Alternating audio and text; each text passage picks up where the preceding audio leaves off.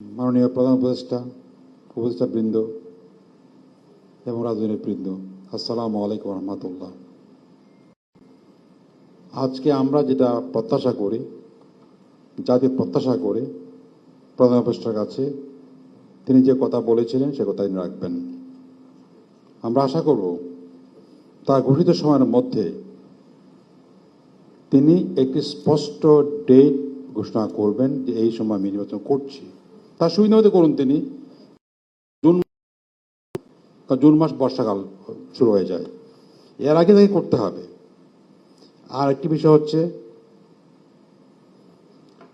সংস্কারের যে অগ্রগতি যে বর্ণনা দিলেন আমাদের আইন উপদেষ্টা, এই জাতীয় যেগুলো আপনারা করতে পারেন এর মধ্যে আপনারা করে ফেলবেন, কিন্তু যেগুলো করার জন্য পার্লামেন্ট প্রয়োজন, সংবিধান সংশোধনের প্রয়োজন, সেগুলো আপনারা একমত হওয়ার পরে এগুলো আপনি রেখে দেবেন।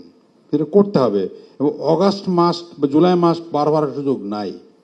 আমরা কর্মের কাজগুলো জুলাই সনদের কথা বলছেন, এই জুলাই সনদের এই সংস্কারের কাজ সম্পন্ন হতে হবে, এর বেশি দেরি করার অবকাশ নাই।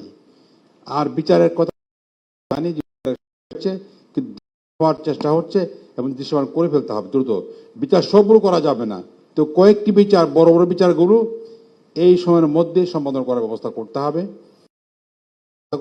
বলছেন যে আমরা সবাই চাচ্ছি একটি রোড ম্যাপ বিশেষ নির্বাচনের ঘোষণা করা হোক, এটা জাতি সবাই চায়। আপনারা বুঝতে পারছেন যে জাতি সব দল সব মত করে চাচ্ছে রোড ম্যাপ ঘোষণা করা।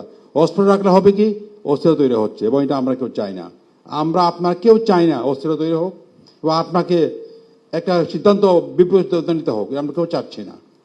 সুন্দরভাবে যাতে আমরা সবাই চলতে পারি, যাতে ঐক্যবদ্ধ থাকতে পারে, এই ব্যবস্থা আপনাদের করতে হবে। এটা আপনার সবচেয়ে বড় দায়িত্ব। এটা আমারও তো মনে করি আমরা যাতে ঐক্যবদ্ধ রাখা, দল ঐক্যবদ্ধ রাখা আপনার দায়িত্ব, আপনার সহকর্মীর দায়িত্ব। এবং কোনো সহকর্মী তেমন কাজ না করে যে ঐক্যমত্যের আমরা করতে আপনারা দেবেন না। আপনাদের সবাই ধন্যবাদ।